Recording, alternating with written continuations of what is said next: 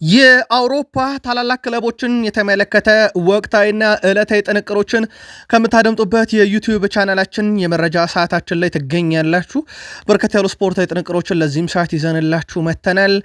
በመረጃ ሰዓታችን ግን የአውሮፓ ክለቦችን መረጃ ሁሌም ለእናንተ ብናደርስም አንድ አፍሪካዊ ጉዳይ ስላገኘን ግን ለየት ያለውን መረጃ እንነግራችኋለን።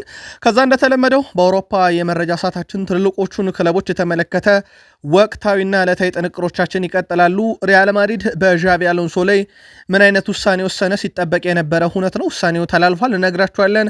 በሳንቲያጎ ቤርናቢዮ ዚነዲን ያዚን ዚዳን ነበረ። ተጨማሪ መረጃዎችን ይዘናል። ያው ኬሊያን ምባፔ ጉዳት ላይ ስለነበረ ነው ያልገባው። በነገራችን ላይ ለየት ያለ መረጃ ስለሱ እንነግራችኋለን። በላሊጋ እነኝን መረጃዎች ካነሳነ በኋላ በጣሊያን መረጃዎችን ይዘናል። ከዛ በዘለለ ዓለም ዋንጫና በእድሜ ትንሽ ተጫዋቾችን ዘርዝረን እናነሳለን። የዓለም ዋንጫ ሊጀመር እንግዲህ ወራቶች ይቀራሉ። በእርግጥ አስቀድመን የአፍሪካ ዋንጫን ከአንድ ሳምንት በኋላ እንደምንጀምር ይታወቃል። በፕሪሚየር ሊግ የመረጃ ሰዓታችን በርከት ያሉ የታላላቅ የፕሪሚየር ሊግ ክለቦችን ዕለታዊ መረጃዎች እናነሳለን። በተለይም በማንቸስተር ሲቲ በኩል ወጣቱ ተጫዋች አሁን መነጋገሪያ ሆኗል፣ እናነሳዋለን። ይህንን ተጫዋች የተመለከተ ልዩ ጥንቅር ይዘናል። ሲቲና ሃላንድ አሁንም ከነ ሪካርዶቻቸው እንደቀጠሉ ይገኛሉ። ሳንቲያጎ በርናቤውና ሃላንድን ግን ምን እንደሚያገናኛቸው እንነግራችኋለን። የቼልሲ ንብረት ነው፣ ጉዳት አስተናግዷል። ቼልሲ ቤት የኤስታቪዮን ጉዳይ በተመለከተ ማሬስካ በስተመጨረሻ ምላሻቸውን ሰብረዋል፣ ዝምታቸውን ሰብረዋል፣ ምላሽ ሰጥተዋል። ቼልሲም በሳምንቱ ላይ ለትልቅ ጨዋታ ይጠብቀዋል። ከኤቨርተን ጋር እናነሳዋለን። ሊቨርፑል የተከላካይ ክፍሉ መታደስ እንዳለበት ያመነ ይመስላል። ወደ ቱርክ አቅንተዋል። ማንን ሊያስፈርሙ የሚለውን እንነግራቸዋለን። 7 ወራት ውስጥ የተፈጠረ ነገር አለ በሊቨርፑል በኩል። ከዛ ውጭ ዴቪድ ኦርኔስቴ በሊቨርፑል ይዞት የወጣውን መረጃና ዕለታዊ የሊቨርፑል መረጃ በዚህኛው ጥንቅራችን እናደርሳችኋለን። አርሰናል ያው በተጋጣሚ ደረጃ ክለብ ብሩጅን የገጠመው ባርሴሎናን የፈተነ ቡድን ናቸው የወጡበት ነው። ባርሴሎናች በዚህ ቡድን ተፈተነው። አርሰናል ቀለል ባለ የጨዋታ አቀራረብ የገባ ይመስል ነበር፣ ግን ከባዱ ቡድን ነው። በነገራችን ላይ አርሰናል አሁን ያለው የስኳድ ዴብዝ ጥራት ከፍ ያለው ነው እና ይሄ ዝቅ ያለ ቡድን ይዞ ገብቷል ለማለት ያስቸግራል። አብዛኛው የአርሰናል ተጫዋች ዘንድሮ በብዙ ነገር ዋጋቸው በትራንስፈር ማርኬት እንኳን በፕሪሚየር ሊግ ቀዳሚ የተባለ ነው። ለማንኛውም ይህን ቡድን በስፋት እናነሳለን። ከዛ ውጭ አርሰናልና ወጣት ተጫዋቾች፣ አርሰናልና ዙቤሜንዲ፣ አርሰናልና ድሎችን እናነሳለን። ለየት ያለ ጥንቅር በአርሰናል በኩል ይዘናል። አብራችሁን ስትቆዩ እንደ ሁልጊዜው ትከታተሉታላችሁ። ብሪያን ምቤሞ ለማንቸስተር ዩናይትድ ምናልባት የመጨረሻውን ጨዋታ ያደርጋል ተብሎ ይጠበቃል። ከአፍሪካ ዋንጫ በፊት በርንማውዝን በሚገጥመው ስብስብ ውስጥ ብሪያን ምቤሞን በተለየ መንገድ እንጠብቀዋለን። ምክንያቱን እንነግራችኋለን። የቡድኑ ወሳኝ ተጫዋች ብሩኖ ፈርናንዴዝ እንደ አዲስ የተወለደ የሚመስለውን ሉክ ሾ ከማንቸስተር ዩናይትድ ዝውውር ጋር በተያያዘና አንድ ሌጀንድን የተመለከተ ልዩ ጥንቅር ይዘናል። እንደ ሁልጊዜው አብራችሁን ቆዩ። ላይክ፣ ሰብስክራይብ፣ ሼር አድርጉን። ሀሳብ አስተያየታችሁን ላኩልን። በመረጃ ሰዓታችን ከኛ ጋር ስትቆዩ እኛ ደግሞ ለእናንተ ውድ አድማጮቻችን የተመራረጡ መረጃዎችን ከአፍሪካ እንጀምራለን። አብራችሁን ቆዩ። የካሜሮን ብሔራዊ ቡድን ለአፍሪካ ዋንጫ ለተጫዋቾች ጥሪ ሲያቀርብ አጥቂው ቪንሰንት አቡበከር አልተካተተም። ተጫዋቹ በብሔራዊ ቡድን ስብስብ ውስጥ ያልተካተተው በካሜሮን እግር ኳስ ፌዴሬሽን ፕሬዚዳንት ሳሙኤል ኤቶ ውሳኔ ነው ተብሏል። ከአፍሪካ ዋንጫው ዋዜማ አፍሪካ ዋንጫ የተሰናበቱት አሰልጣኝ ማርክ ብራይስን ጨምሮ ቪንሰንት አቡበከር እና አንድሬ ኦናና ሊጠሩ እንደነበር ከስንብታቸው በኋላ ተነግሮ ነበረ። አሁን ላይ ሳሙኤል ኤቶ ቪንሰንት አቡበከር እንዳይመረጥ ያስደረጉት በብሔራዊ ቡድኑ ያላቸውን ሪከርድ እንዳይሰበር ሊሆን ይችላል የሚል መረጃ መውጣቱ ደግሞ የአፍሪካ ነገር የሚያስብል ነው። በጣም አሳዛኝ ነው። ፕሬዚዳንቱ ተጫዋቹ ለብሔራዊ ቡድን እንዳይመረጥ ተጽዕኖ ማሳደራቸውን ዘሰን ባወጣው ዘገባ ተመላክቷል። ሳሙኤል ኤቶ በ56 ጎሎች የካሜሮን ከፍተኛ ግብ አግቢ ሲሆን ቪንሰንት አቡበከር 45 ግቦች እንዳሉት ይታወቃል። እናም ይህንን ሪከርድ እንዳያሻሽል ጥሪው እንዳይደረገለት አድርጓል እየተባለ ነው። የካሜሮን እግር ኳስ ፌዴሬሽን ፕሬዚዳንት የሆነው የተመረጠው ሳሙኤል ኤቶ ለሚቀጥሉት 4 ዓመታትም ፕሬዚዳንት ሆኖ ይቀጥላል። አሰልጣኝ ማርክ ብራይስን አሰናብቷል። አንድሬ ኦናና እንዳይጠራ አድርጎ ዳግም ግን ተጠርቷል። ቪንሰንት አቡበከር ደግሞ አሁን እንዳይጠራ አድርጓል። የአፍሪካን ነገር ግን እንዴት አገኛችሁት? ላኩልን በሐሳብ መስጫ ሳጥናችን ላይ። የአውሮፓን መረጃ እንቀጥል። በአውሮፓ የመረጃ ሰዓታችን አንገብጋቢ ጉዳይ የነበረው የዣቪ አሎንሶ የስንብት ጉዳይ እንደነበረ ይታወቃል። በተለይም ከሲቲ ጨዋታ በኋላ ውሳኔ ይወሰንበታል። ይባረራል የሚል መረጃም በማርካ በኩል ወጥቶ በርካቶችን በሰበር ሲቀባበሉት ነበር። ጋርዲዮላ ራሳቸው በዚህ ምክንያት የሚሰናበት ከሆነ በጣም አዝናለሁ ብለው እንደነበር ይታወቃል። ሪያል ማድሪድ አንድ ዕድል ሰጥቶታል ለዣቪ አሎንሶ የአላቬዙ ጨዋታ ይሁን ተብሏል። ማርካም ዛሬ ያረጋግጦታል። ስለዚህ ዣቪ አሎንሶ በቀጣይ የአላቬዝን ጨዋታ እንዲመራ ተመርጧል። በነገራችን ላይ በማንቸስተር ሲቲ በቤርናቤ 2-1 በተሸነፈው የሪያል ማድሪድ ቡድን ጨዋታ ጊዜ በስቴዲየም ውስጥ ዚነዲን ያዚን ዚዳን ጨዋታውን ሲከታተል ነበር። የማንቸስተር ሲቲ ሁለተኛ ግብ ወይም የማሸነፊያ ግብ የተገኘችው ከፍጹም ቅጣት ምት ነው። ቱኒ ሩዲገር በሃላንድ ላይ በሰራው ጥፋት ግን ተመሳሳዩ ጥፋት እኔም ላይ ተሰርቶ ነበር እያለ ነው ራውል አሴንሲዮ። የማንቸስተር ሲቲ ተጫዋቾች እንዳሮጥ በተለይም ጆሽኳ ግቫርዲዮል ይዞኝ ነበረም፣ ግን ለሃላንድ ጥፋት ነው ተብሎ ከተሰጠ ለእኔ ለምን እንዳልተሰጠኛ ነገር ሊገባኝ አልቻለም። አንድ ጥፋት ለአንድ ቡድን ፍጹም ቅጣት ምት ካስገኘ ለሌላኛውን ቡድን ማስገኘት ባለበት መሰረት ነው የሚገባኝ ነበር ብሏል። ግን የዳኛው ውሳኔ ወይም ቫር ላይ የነበሩ ሰዎች ያንን ሊያደርጉ አልፈቀዱም ብሎም ፍጹም ቅጣት ምት እንደተከለከለ አውስቷል። ሪያል ማድሪድ በዚህ ዓመት ትልቅ ጨዋታዎችን ማሸነፍ ተስኖታል። ለአብነት ያክል አትሌቲኮ ማድሪድን በሰፊ ግብ ልዩነት ነው እንደውም የተሸነፈበት። ሊቨርፑልን ገጥሟል፣ ተሸንፏል። ሲቲን ገጥሟል፣ ተሸንፏል። በሊቨርፑል እንኳን ሊቨርፑል በጣም ይፈተንበታል፣ ይቸገርበታል በተባለ ጨዋታ ላይ ነው የተሸነፈውና ሪያል ማድሪድ ዘንድሮ ትልቅ ቡድን ላይ በጣም እየተቸገረ ይገኛል። በእርግጥ በዚህ ሳምንት ሲቲን ሲገጥም ያለ ኬሊያን ምባፔን የገጠመው ጉዳት ላይ ሆኖ ነው። በነገራችን ላይ ተጠባባቂ ወንበር ላይ ያስቀምጠውት ነበረ፣ ግን እንደማይገባ ያውቃሉ አሰልጣኝ ዣቪ አሎንሶ በራሳቸው። ኬሊያን ምባፔ የሲቲ ጨዋታ አልፎታል። የአላቬዞ ጨዋታ ላይ ስለመገኘቱ እንኳን 100% ማረጋገጫ አልተገኘም። በጉዳቱ ምክንያት የእግር ጣቱ ላይ ጉዳት እንዳጋጠመውም ሲነገር ነበርም። በዚህ ሲዝን በነገራችን ላይ የሪያል ማድሪድ ተጫዋቾች አጠቃላይ ያስቆጠሩት ጎል ብዛት ከኬሊያን ምባፔ ውጭ ያሉት ማለት ነው 24 ነው። ኬሊያን ምባፔ ብቻውን 25 ጎል ያስቆጠረ ተጫዋች ነው። ያለሱ ሲቲን ገጥመዋል። ያለሱ ነው አሁን እየተጫወቱም የሚገኙት። ቀጣዩም ጨዋታ ያለሱ ሊጫወቱ የሚችሉበት ሰፊ እድል አለ እየተባለ ነው። ኬሊያን ምባፔ ዘንድሮ በስፔን ላሊጋ ከፍተኛ ግብ አስቆጣሪ፣ በአውሮፓ ሻምፒዮንስ ሊግ፣ በአውሮፓ ዙሪያ ከፍተኛ ግብ አስቆጣሪ ተርታ ውስጥ ከሃሪኬን እና ከሃላንድ ጋር እየተፎካከረ እንደነበር ይታወቃል። ጣሊያን ደረስን። የጣሊያን ሴሪ ዘንድሮ ፉክክሩ ለየት ያለ ነው። በእርግጥ አምናም 2 ጨዋታ እስኪቀሩት ድረስ ደረጃ ሰንጠረዡ ላይ ኢንተር ይመራ ነበር።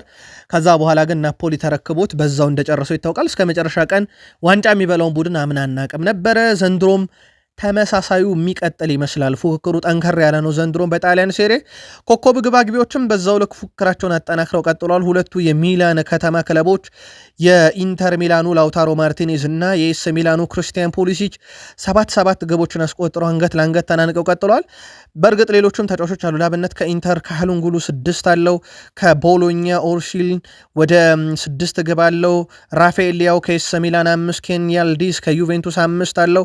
የክሮሜንሶ ቦንዛሊ 5 አለው። የኮሞ ኒኮፓዝ የኮሞ ንብረት ነው፣ ግን ሪያል ማድሪድ ቀጣይ ክረምት ይወስዷል ተብሎ የሚጠበቀውን በተመሳይ 5 አለው። ሁለቱ የሚላን ተጫዋቾች የኢንተርና ኤስ ሚላን ላውታሮ ማርቲኔዝ እና ፖሊሲች ግን የጣሊያን ሴሪ ከፍተኛ ግብ አግቢነትን እየመሩት ነው። ከ20 ዓመት በታች ሆነው የዓለም ዋንጫን በታሪክ ያሸነፉ 8 ተጫዋቾች ብቻ ናቸው። ምናልባት 9ኛው ይጠበቃል በቀጣይ። ፔሌ፣ ሮናልዶ ናዛሬዮ ዴሌማ፣ ጊዩስ ፔርጋሞ፣ ኩዊትን አልቫዶ ጊልዶሮ ይባላል። የቀድሞ ተጫዋች ነው። ማርኮ አንቶኒዮ እንደ ኬሊያን ምባፔ ቅርብ ጊዜ ትውስታችን ነው። 2018 ላይ ማዙላ፣ ሩበን ሞራ ከዚህ በፊት ያሳኩ ሌጀንዶች ናቸው። በእግር ኳስ ትልቅ ስኬት ያላቸው ግን 20 ዓመት ሳይሞላቸው የዓለም ዋንጫን አንስተዋል። አሁን ምናልባት ስፔን የምታሳካ ከሆነ በስፔን ብሔራዊ ቡድን ውስጥ ላሚን ያማል ሌላኛው ተጫዋች የሚሆንበት እድል አለ። የዓለም ዋንጫ እንግዲህ ሊደረግ ወራቶች ብቻ ይቀሩታል። ካሁኑ ብዙ አነጋጋሪ ነገሮችን እየሰማንበት በአሜሪካ በሜክሲኮና በካናዳ ይደረጋል ማለት ነው። እንግሊዝ ደረስን። ውድ ቤተሰቦቻችን ከእንግሊዝ ፕሪሚየር ሊግ ታላላቅ ክለቦች ወዳገኘናቸው መረጃ ስንሸጋገር ሲቲን እናስቀድም። ፔፕ ጋርዲዮላ ኒክ ኦሪየልን አወድሷል። አሁን ላይ በጣም ምርጥ አቋም ላይ ይገኛል። በዚህ ጊዜም ለእንግሊዝ ብሔራዊ ቡድን ዋና ግራ መስመር ተከላካይ ሆኖ እየተጫወተ ነው።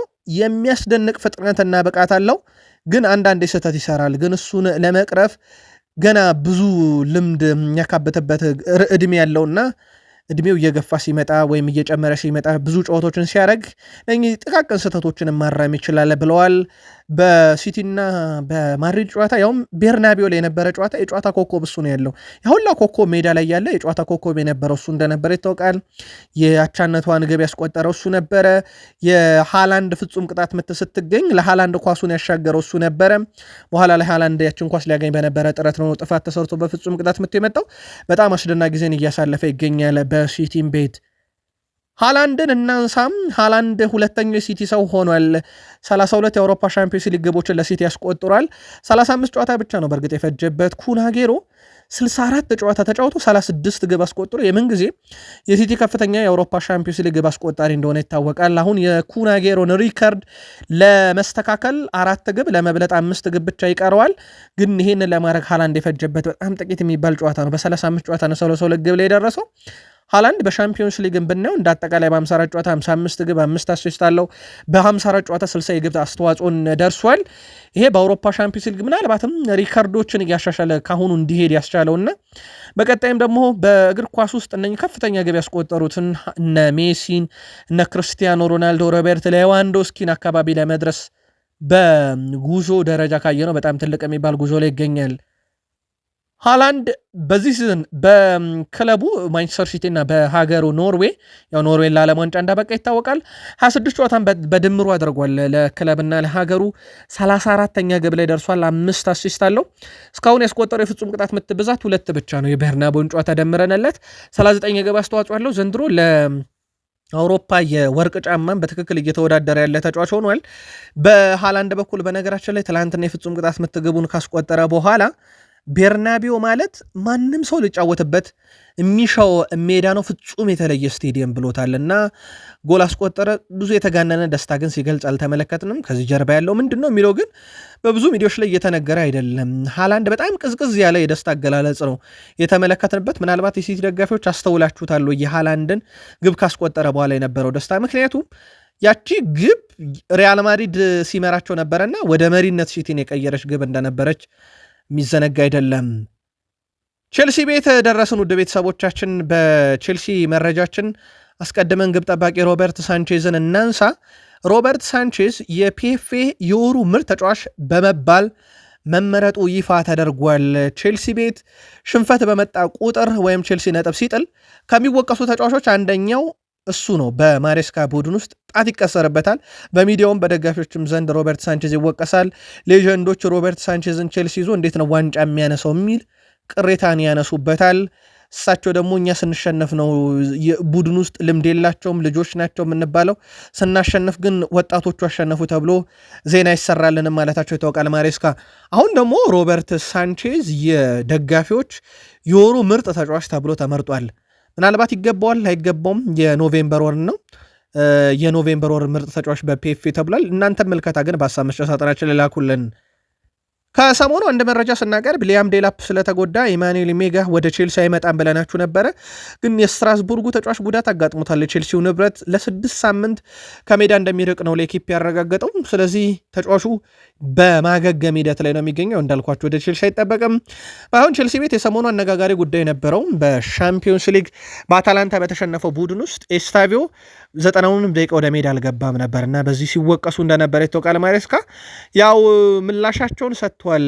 ቶንሲ አድራቢዮ ጋር በተያዘ ቅያሬ የመጣ ነው ብሏል እሳቸው። ዌስሌ ፎፋና ጉዳት ስላጋጠሙ ፎፋና ተቀይሮ ገብቶ ነው ጉዳት ያጋጠመው። ስለዚህ ቶንሲ አድራቢዮን መቀየር ነበረብን።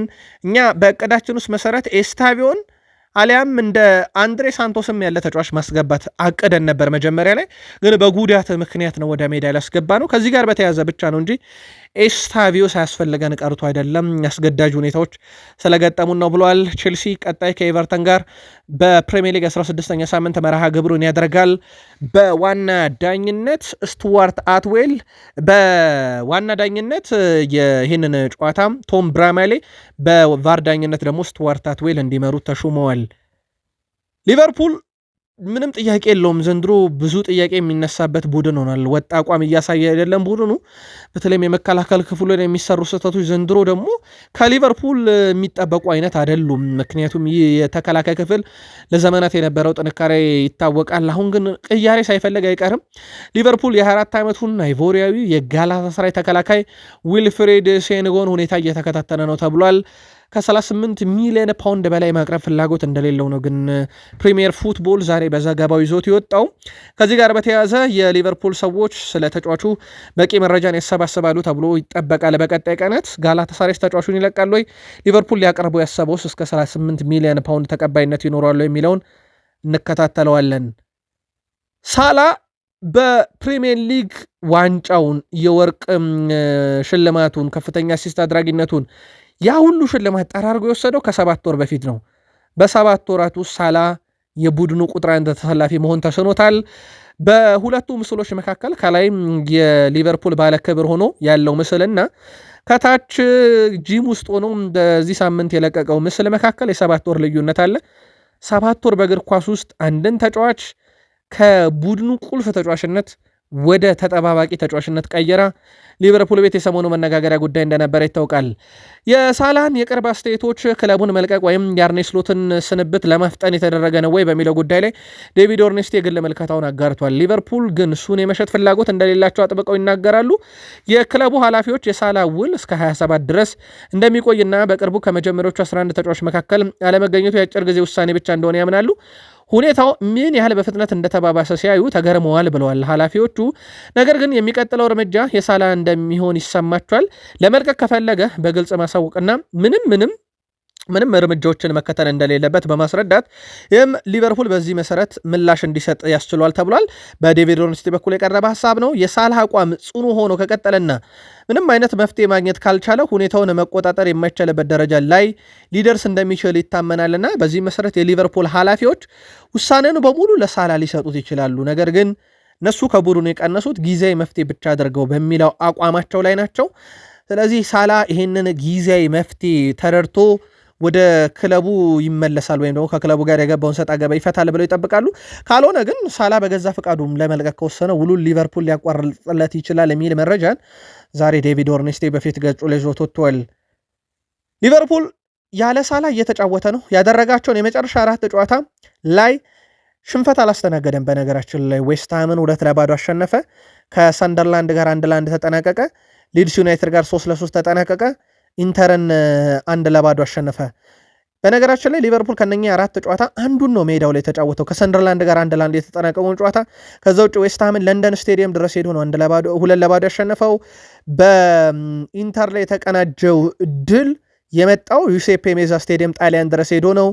ሊድስ ጋር 3-3 የተለያየው ኢላንድ ሮድ ስቴዲየም ላይ ነውና ሊቨርፑል በተወሰነ መንገድ ለውጦች አሉት። ያው የአምናውን ሊቨርፑል እየተጠበቀ ስለሆነ እንጂ ከተደጋጋሚ ሽንፈቶቹን ነጥብ መጣሉ የአቋም መውረዱ አንጻር ካየ ነው ባለፉት 4 ጨዋታ የተወሰኑ መሻሻሎች አሉ። በቀጣይነት እንግዲህ ቡድን ሊቨርፑል የሚገጥማቸው ብራይተንን በአንፊልድ፣ ቶትናምን በቶትናም ሆትስፐር ስቴዲየም፣ ወልቭስን በአንፊልድ፣ ሊድስን በአንፊልድ ይገጥማልና ምናልባትም እነኚህ ሊሻሻልባቸው ይችላል የተባሉ ሌሎች ጨዋታዎች ናቸው። ከነኚህ ጨዋታ ግን ምን ያህል ነጥብ ሊሰበስብ ይችላል? ብራይተን፣ ቶትናም፣ ወልቭስ፣ ሊድስ። ሊቨርፑልያን መልከታችሁን ላኩልን። ጋብሪኤል ማርቲኔሊ በሻምፒዮንስ ሊጉ ያስቆጠራቸው 5 ተከታታይ ግቦች በአርሰናል ታሪክ እንደሆኑ ወይም አዲስ ክብረ ወሰን እንደሆኑ ነግሬያቸዋለሁ። በነገራችን ላይ ያስቆጠራቸው ግቦች በሙሉ ከግራ የማጥቃት እንቅስቃሴ አካባቢ የተገኙ ናቸው። የክንፍ አጥቂ ሲሆን ነው። 2ቱን ከሳጥን ውጪ 3ቱን ሳጥን ውስጥ አንዷን ደግሞ ለግብ ጠባቂው በጣም ቀርቦ ነበር ያስቆጠራት። ጋብሪኤል ማርቲኔሊ በሻምፒዮንስ ሊግ ከኬሊያን ምባፔና ኦባሜያንግ ቀጥሎ ብዙ የግብ ተሳትፎን ያደረገ ተጫዋች ነው በዚህ ዓመት ላይ፣ ያውም 3 ጨዋታ ብቻ ነው በቋሚነት የጀመረው። ሌላው ጋብሪኤል ማርቲኔሊ በፕሪሚየር ሊጉ እየተጫወተ በዘንድሮ የአውሮፓ ሻምፒዮንስ ሊግ ከፍተኛውን ሬቲንግ ያገኘ የፕሪሚየር ሊግም ተጫዋች ነው። በዚህ የውድድር ዓመት ብዙ ነገሮቹ የጋብሪኤል ማርቲኔሊ በትልቁ ሊነገሩ የሚችሉ ናቸው። የተወሰነ መረጃ እንጨምር ብለን ነው እንጂ ስለ ጋብሪኤል ማርቲኔሊ በቃል ስፖርት ዩቲዩብ ቻናላችን ላይ ሰፊ ሽፋን ሰጥተን በማለዳው ጥንቅራችን ላይ እንዳቀረብንላችሁ የሚዘነጋ አይደለም።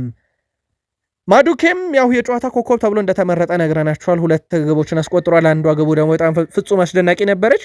ኑኖ ማዱኬ በዚህ ሲዝን ለአርሰናል 3 ግቦችን አስቆጥሯል። 3ቱም ግቦች የተቆጠሩት በሻምፒዮንስ ሊግ ናቸው። 2ቱ ደግሞ ትላንት በአንድ ምሽት የተገኙ ግቦች እንደሆኑ ይታወቃል። ከዚህ ጋር በተያያዘ የኑኖ ማዱኬ የብቃተ ደረጃ አሁን በአርሰናል ቤት ከፍ እያለ እንደመጣ ማሳያ ነው። የቡድኑ ቁልፍ ተጫዋች ሆኗል። አምና ይሄ ከሳካ ጋር በተያዘ ሳካን ለማሳረፍ እንኳን የሚሆን አይነት ተጫዋች ተብሎ ብዙ ስሞች ሲነሱ ነበረ። ያልተጠበቀ ዝውውር ነበረ ክረምት ላይ የማዱኬ ግን ቀመሩ የሰራላቸው ይመስላል። አርሰናል በሚፈለግ ሰዓት የተገኘ አይነት ተጫዋች ሆኗል። ሳካን በወሳኝ ጨዋታ ላይ በተከታታይ እንዲሁም ወሳኝ ባልሆኑ ጨዋታዎች ላይም በተከታታይ አምና የሚጠቀም ቡድን ነበረ አርሰናል። አሁን ግን ቢያንስ ሳካን ማሳረፍ የሚችል ጥሩ ተጫዋች ያገኙም ይመስላል። የ16 ዓመት ተጫዋች ሆኖ አሊያም ከዛ በታች በሆነ በእንግሊዝ ክለብ ውስጥ በሻምፒዮንስ ሊግ የተጫወቱ 3 ተጫዋቾች ብቻ ናቸው። በዚህ መሰረት የአርሰናሉ ጃክ ዊልሼር፣ የአርሰናሉ ማክስ ዶማን፣ አሁንም ሶስተኛው ሰው የአርሰናሉ ማርሊ ሳለመን ሆኗል። ማይክል አርቴታ ይሄን ተጫዋች እድል ሰጥተውት ነበረ። በእርግጥ አርሰናል ክለብ ብሩጅን ሲገጥም ነው ይሄ በቲፒካሊ ዋናውን ቡድን የሚመስል አይነት ነገር አልነበረውም። ግን ደግሞ አርሰናል በአውሮፓ ሻምፒዮንስ ሊግ የነበረውን ጥንካሬ ያስቀጠለበት ነው። የአርሰናል ስኳድ ዴፕዝ ዘንድሮ ጥራቱ ከፍ ያለ ነው። ግን ደግሞ ጉዳትም እያሳሰው እንደሆነ ይታወቃል። ሌላው የቡድኑ ቁልፍ ተጫዋች ማርቲን ዙቤሜንዲ በክለብ ብሩጁ ጨዋታ ላይ በክፍት ጨዋታ ብቻ 6 የግብ ዕድሎችን መፍጠር የቻለ ሲሆን በዚህ ውድድር ዓመት በአርሰናል ቤት በአንድ ጨዋታ የተመዘገበ በነገራችን ላይ በጣም ትልቁ ቁጥር ነው። ይሄ ምናልባትም ዴክላን ራይስ ቢያደርገውም ብዙም አስገራሚ አልነበረም። ምክንያቱም ዘንድሮ ለሳጥኑ ቀርቦ የሚጫወተው ለተቃራኒ ቡድን ሳጥን ራይስ ነው። ከ6 ቁጥር እየተነሳ ነው ዙቤሜንዲ ይሄን ያደረገውም። ካስታወሳችሁ ምናልባት የቃል ስፖርት ዩቲዩብ ቻናል ቤተሰቦቻችን የአርሰናልን ዜና ክረምት ላይ ስንሰራ ከዝውውር ጋር አያይዘን የቪክተር ዮኬሬሽ ዝውውር አርሰናል ቤት ከለለው እንጂ የዙቤሜንዲ ዝውውር የሚጣል አይደለም፣ በጣም ትልቁ ዝውውር ነው እያልኳችሁ ነበረ። እንዴት አገኛችሁት? ግን ዙቤሜንዲን በአርሰናል ቤት ብዙ እየተወራለት ስላልሆነ ነው። በነገራችን ላይ መልከታችሁን ግን አድርሱን። የአውሮፓ ሻምፒዮንስ ሊግ የአርሰናል ድል በተጨማሪ ብዙ ነገሮችን አይተንበታል። አርሰናል 3-0 ክለብ ብሩጅን ባሸነፈ ጨዋታ ክሊንሺት ጋር አርሰናል በሻምፒዮንስ ሊግ አሸነፈ። ዴክላን ራይስ፣ ቲምበር፣ ሌሳንድሮ ትሮሳርድ እዚህ አይነት ተጫዋቾችን ቡድኑ አሳርፏል። የቡካዮ ሳካና ሂንካፔ ዮኬሬሽ የመጫወት ሰዓት ማኔጅ መደረግ ተችሏል። እንደ አምናሁን ሳካን በየጨዋታ ሁሉ የማይጠቀም ቡድን ተደርጓል። ለታዳጊ ድል ሰጥቷል። ጋብርኤል ሱስ ከ11 ወራት ወይም ከ332 ቀናት አካባቢ በኋላ የተጫወተበት በቡድን ውስጥ ምንም አይነት አዲስ ጉዳት ያላዩበት። በቀጣይ ጨዋታ ደግሞ ወደ ኤምሬትስ ሄደው በፕሪሚየር ሊጉ እጅም ምግርም ምንም የሌለውን ቡድን ወልቭስን ይገጥማሉ። በነገራችን ላይ ወልቭስ በዚህ ዓመት ለየትኛውም ቡድን ማገገሚያ ነው የሚሆነው። እኔ በግል አንድ የተረዳሁት ነገር ወልቭስን ማሸነፍ በዚህ ዓመት ላይ ለየትኛውም ቡድን መነሻ ማገገሚያ የሚሆን አይነት ቡድን ሆኗል። 2 ነጥብ በፕሪሚየር ሊግ አለው። 15 ሳምንት ሙሉ ተጫውቶ አንድ ድል የሌለው ቡድን ነው። ስለዚህ አርሰናልም በፕሪሚየር ሊግ በአስቶን ቪላ ተሸንፏል። በእርግጥ በክለብ ብሩጅ ድል አድርጎ መነቃቃት ውስጥ ቢሆንም የወልቭሱ ጨዋታ ደግሞ ሞር የፕሪሚየር ሊግ ቴምፖ ያለው ጨዋታ ስለሆነ ለአርሰናል ጥሩ መነሳሻ የሚሆንለት አይነት ጨዋታ ይሆናል። አርሰናል በአውሮፓ ሻምፒዮንስ ሊግ ከሊቨርፑል በመቀጠል 10 ተከታታይ የምድብ ጨዋታን ያሸነፈ ሌላኛው የፕሪሚየር ሊግ ክለብ ሆኗል። ሊቨርፑል ነበር ከዚህ በፊት እንደዚህ አይነት ታሪክ የነበረው። አርሰናሎች በዚህ ሲዝን 10 ጎሎችን ሲያስተናግዱ 15 ክሊንሺት ያስመዘገቡበት ዓመት ነው። በዛ ላይ ደግሞ በዚህ ሲዝን በአውሮፓ ሻምፒዮንስ ሊግ 6 ጨዋታ ተጫውተው 6ቱንም ያሸንፈው በአጠቃላይ 17 ግቦችን አስቆጥሮ አንድ ግብ ብቻ እሱንም ባየር ሙኒክን 3-1 ያሸነፉበት ጨዋታ ነው። ከዛ ውጪ ቢልባኦ፣ ኦሎምፒያኮስ፣ አትሌቲኮ ማድሪድ፣ ስላቪያ ፕራ፣ ባየር ሙኒክ እንዲሁም ክለብ ብሩጅን ድል አድርገዋል። ከባየር ሙኒክ ውጪ አንድም ቡድን መረቡን አልደፈረበትም። አስደናቂ ጉዞ ነው በአርሰናል በኩል። አርሰናል በዚህ የውድድር ዓመት እንግዲህ በሁሉም ውድድሮች 23 ጨዋታን አድርጓል። ፕሪሚየር ሊግ፣ ካራባኦ ካፕ፣ ሻምፒዮንስ ሊግን ጨምሮ 23 ጨዋታ ነው። 18 ድል፣ 3 አቻ፣ 2 ሽንፈት። በፕሪሚየር ሊጉ በ33 ነጥብ ይመራል። በሻምፒዮንስ ሊግ በ18 ነጥብ ይመራል። በነገራችን ላይ በፕሪሚየር ሊግም 33 ነጥብ ይዞ ሲመራ ይሄ በብቸኝነት ነው። ይሄ ሌላ 33 ነጥብ ያለው ቡድን የለም። በሻምፒዮንስ ሊግም በ18 ነጥብ ሲመራ ሌላ 18 ነጥብ ያለው ክለብ የለም። 15 እንዳልኳችሁ ክሊንሺት አለው ከ23 ጨዋታ 49 ግብ በሁሉም ተቃራኒ ቡድን ላይ ያስቆጠረ 10 ጎል ብቻ የተቆጠረበት 39 የግብ ልዩነት ያለው ቡድን ሆኖ ተመልክተናል። በዚህ ውድድር ዓመት ካለፈው የውድድር ዓመት ራሱ መነሻ ጀምሮ ብንቆጥር አምና ጀምሮ ብናይ አርሰናል 20ኛ የሻምፒዮንስ ሊግ ጨዋታ ነው። ከአምና ጀምሮ 15 ድል፣ 2 አቻ፣ 3 ሽንፈት፣ 48 ግብ። በአውሮፓ ሻምፒዮንስ ሊግ ባለፉት ዓመት ጀምሮ 11 ክሊንሺት አለው። የአርሰናል የአውሮፓ ሻምፒዮንስ ሊግ መድረክ ጥንካሬም ከአምናም የቀጠለ ነው። ብሪያን ቤሞን ጨምሮ አፍሪካውያን ተጫዋቾች በማንቸስተር ዩናይትድ የመጨረሻ ጨዋታቸው ምናልባትም ሰኞ ይሆናል። እንግዲህ ድርድሩ ተሳክቶ ካላስቀሯቸው ማለት ማስቀረት ሳይሆን የሆነ ቀኑን ካላራዘሙላቸው።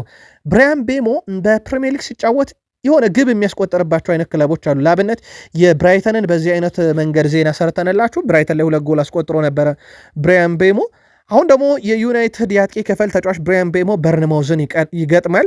በማንቸስተር ዩናይትድ የሩበን አሞሪም ስልት ውስጥ ቁልፍ ተጫዋች የሆነው ብራያን ቤሞ በርንማውዝን ሲገጥም በጣም ትልልቅ የሚባሉ ቁጥሮች አሉት። በፕሪሚየር ሊጉ በርንማውዝን ሲገጥም ከዚህ በፊት ፍጹም ሽንፈት አያውቅም። በብሬንትፎርድ እያለ ማለት ነው 4 ድሎች እና 2 አቻዎች አሉት። በመጨረሻዎቹ 4 ጨዋታ በርንማውዝ ላይ 5 የግብ አስተዋጽኦም ጭምር ያለው ተጫዋች ነውና ብራያን ቤሞ በሰኞ ምሽት ጨዋታ ላይ በዩናይትድ በኩል በትልቁ ይጠበቃል። የመጨረሻ ጨዋታውም ከአፍሪካ ዋንጫ በፊት ይሆናል ተብሎ ይጠበቃል። ዩናይትድ ድርድሩ ከተሳካለት ግን 1 ጨዋታ ሊያስጨምረው ይችላል። ከካሜሮን ጋር ድርድር ላይ እንዳሉ ይታወቃል። ሌላው ብሩኖ ፈርናንዴዝ ነው። የፕሪሚየር ሊግ የሳምንቱ ኮከብ ተጫዋች ብሩኖ ፈርናንዴዝ ከማንቸስተር ዩናይትድ ታሪካዊ ተጫዋች ክርስቲያኖ ሮናልዶ ቀጥሎ ሁለተኛው ፖርቱጋላዊ ተጫዋች ሆኗል። ከፍተኛ ግብ አስቆጣሪ ፖርቱጋላዊ ሆኖ የክርስቲያኖ ሮናልዶ ፖርቱጋላዊ ቆይታ በዩናይትድ ትልቅ ነበረ። ፕሪሚየር ሊግ፣ ሻምፒዮንስ ሊግ፣ ባሊዮንዶር ያሳካ ነው። የብሩኖ ምናልባት ፕሪሚየር ሊግ፣ ባሎንዶር እና የሚባሉ የግል ሽልማቶችን ለማሳካት የግድ የዩናይትድ የዋንጫ ማንሳት ሂደት ይጠበቃል። ዩናይትድ ሽግግር ላይ ነው። ምናልባት ብሩኖ ፈርናንዴስ ይሄ ሽግግር ሲጠናቀቅም ከቡድኑ ጋር ይሆናል አይሆን የሚለው ትልቁ ጥያቄ ነው። ምክንያቱም ክረምት ላይ ከሳውዲ አረቢያ ክለቦች ጋር በትልቁ ስሙ ካሁኑ እየተነሳ ነው። አምና በብሩኖ ፈርናንዴዝ ውሳኔ የቀረ ዝውውር እንደሆነ ይታወቃል። ብሩኖ ግን በዩናይትድ ሁሉን ነገር የሰጠ ነው። ምናልባት ከዩናይትድ ጋር ደግሞ ይሄ ትልልቅ ክብሮችን ለማግኘት የዩናይትድ ሽግግር እንግዲህ እስከ 28 ከዋንጫ ጋር ይጠናቀቃል ተብሎ ነው እንግዲህ እቅድ ተይዞ እየተሰራ ያለው። የዛ አካል ይሆናል የሚለው በትልቁ ይጠበቃል። ሩበን አሞሪም ስለ ሉክሾ ተናግሯል። እንደ አዲስ በዩናይትድ የተገኘ ሰው ሆኗል። ምናልባት ግን ሉክሾ ላይ አንድ ሊነሳ የሚችለው የብቃት ጥያቄ ተነስቶበት አያውቅም። በዩናይትድ ቆይታው ከሳውዝሃምፕተን ካመጡት በኋላ አንድም የብቃት ጥያቄ በተከታታይ ጨዋታ ላይ ተነስቶበት አያውቅም። ያው እንደ ተጫዋች ስህተቶች ቢኖሩም ግን ብዙ የዩናይትድ ድክመት ተብሎ የሚነሳው የሱ የጉዳት ሁኔታ ነው። ከጉዳቱ ከመጣ በኋላ ሩበን አሞሪም ረጅም ጊዜ አላጫወቱትም ነበረ። ከዛ በኋላ የሌሳንድሮ ማርቲኔዝ መጎዳት ደግሞ ሌላ ትልቅ አድቫንቴጅ ፈጥሮለት በኋላም የተከላካይ ክፍሉ ላይ በ3 ተከላካይ ሲጫወት ዩናይትድ የግራውን ይዞ ይሄ አደገኛው የተቃራኒ ቡድን የጨዋታ ሰዓት እንጂ ይሄ ብዙ ሰርቪስ በሚፈልገው የክንፍ ተመላላሽነት ላይ አልነበረም። እሳቸው ታዲያ አሁን እሱ ወርልድ ክላስ የሆነ ተጫዋቻችን ነው፣ እናም በዚሁ ይቀጥላል፣ ለቡድኑ ግልጋሎት ይቀጥላል ብለዋል። ግን በቀጣይነት በዚሁ ቦታ ያሰልፉታል ወይንስ ወደ ክንፍ ተመላላሽ ተከላካይ ያደርጉታል የሚለው በቀጣይ ይጠብቃል። ግን ዩናይትድ ከሱ ትልቅ ግልጋሎት በክንፍ ተከላካይነቱ ያገኝበት ነበር። ግን ሩበን አሞሪም ስጋት አላቸው ጉዳቱ እንዳያገረሽበት። የጣሊያኑ ክለብ ኤስ ሚላንም ዜርኪዚ ፈላጊ ሆኖ ብቅ ብሏል። ሮማ አስቀድሞ የዚህ ተጫዋች ፈላጊ እንደሆነ ይታወቃል። ግን በማንቸስተር ዩናይትድ በኩል አሁን ዜርኪዚ ላይ የመጨረሻ ውሳኔ አልተወሰነም። ዩናይትድ በራሱ ከጃንዋሪ 18 በፊት በዚህ ጉዳይ ላይ ውሳኔ መስጠት አይፈልግም እየተባለ ነው። በዜርኪዚም በኮቢ ሜኖም በኩል ከጃንዋሪ 18 በፊት ውሳኔ አይሰጥም እየተባለ ነው። በተለይም የአፍሪካ ዋንጫ ጋር የተያዙ ውሳኔዎችን መወሰን ይፈልጋል ተብሏል። ማንቸስተር ዩናይትድ እነ ብራያን ቤሞ፣ አማድ ዲያሎ፣ ኑስር ማዝራዊ ከጉዳት ነፃ ሆነ ሁላ መምጣት ይኖርባቸዋል። ወደ ዩናይትድ መምጣት ብቻ ሳይሆን ከጉዳት ነፃ መሆን አለባቸው። ያንን ተንተርሶ ነው የዝውውር ሂደቶችን ሊፈቅድ የሚችለው ተብሏል ማንቸስተር ዩናይትድ። ስለዚህ ኤስ ሚላን ፈላጊ ሆኖ መጥቷል። ሮማ አለ። ዩናይትድ የመጨረሻ ውሳኔውን ለክለቦቹ እንዴት ባለ መንገድ ያሳውቃል የሚለው እንከታተለዋለን። ጋዜጣ ዴሎ ስፖርት የዛሬ ዘገባውም ነበረ። ሌላው በዩናይትድ በኩል ልናነሳው የምንችለው ወጣት ተጫዋቾችን ወደ አካዳሚ እያመጣ ነው። ነሴኮ ኮኔ ይጠቀሳሉ በቅርብ ጊዜ ውስጥ። አሁን ደግሞ ሌላኛውን በጣም ታዳጊ ተጫዋች ወደ ቡድኑ ለማምጣት እንቅስቃሴ ጀምረዋል። ማንቸስተር ዩናይትዶች የ17 ዓመቱን አማካኝ ኤደርሰን ካስቴሎ ለማስፈረም ፍላጎት አላቸው ተብሏል። ገና ታዳጊ ተጫዋች ነው፣ ግን ዩናይትድ መልማዮች አይተውታል ተብሏል። እናም ወደ አካዳሚ ቡድኑ እንዲቀላቀል ይፈልጋሉ ተብሏል። ይህንንም የ17 ዓመት ታዳጊ ከዩናይትድ ዝውውር ጋር በተያዘ ግን በእርግጥ በቀጣይ መረጃ በስፋት እንመለስበታለን። የዩናይትድን የዝውውር ጉዳይ ላይ ሰፋ ያሉ መረጃዎች እየወጡ ይገኛሉ። በዩናይትድ መረጃ ጉዳይ ላይ አንደኛው ወደ ክለቡ በጥር እነማን ይመጣሉ፣ በተለይም ደግሞ የአፍሪካ ዋንጫ ጋር የተያዙ ተጨማሪ መረጃዎች እየወጡ ነው። በስፋት እናነሳዋለን። ከዛም ጋር በተያዘም የዲየጎ ሊዮንን ቀጣይ ማረፊያን በተመለከተም ወኪሉ አንድ ሀሳብ አጋርቷል። የዲየጎ ሊዮን ወኪል የሆነው ሬናቶ ቤትራ ተጫዋቹ በመጪው የጥር ዝውውር መስኮት በውሰት ወደ ሌላ ክለብ ስለማምራቱ ጉዳይ የተረጋገጠ ነገር የለም ብሏል። ወኪሉ የተጫዋቹ አሁናዊ ሁኔታ በመጥቀስም ሐሳቡን አጋርቷል። በጥር ወር በውሰት ወደ ሌላ ክለብ እንደሚያመራ እስካሁን በእርግጠኝነት የተወሰነ ነገር የለም በዩናይትድ ብሏል።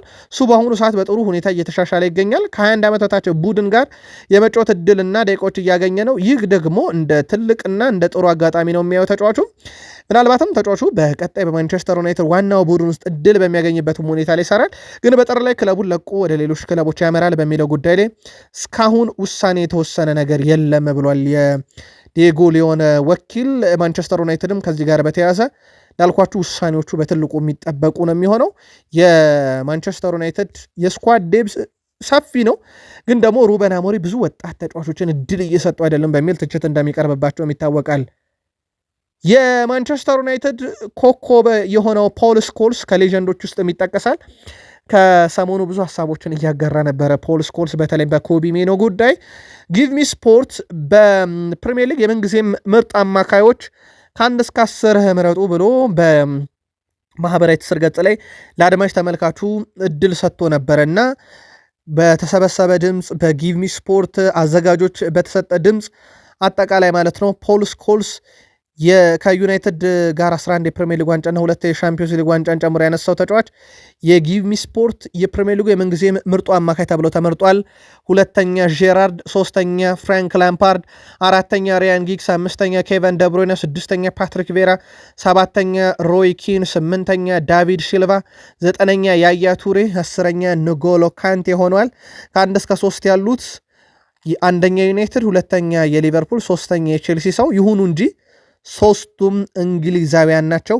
ምርጫው በጊቭ ሚ ስፖርት የተካሄደ ነው። ምናልባት በእግር ኳስ እናንተ ካያችሁት ምርጡ የአማካኝ ስፍራ በተለየ መንገድ የምታነሱት ካለ በሀሳብ መስጫ ሳጥናችን ላይ ላኩልን። እኛ አሁኑን ጥንቅር እዚህ ጋር እንቋጭና በቀጣይ ከጥቂት ደቂቃዎች በኋላ ተጨማሪ መረጃዎችን ይዘንላችሁ እንምጣ። አበቃን።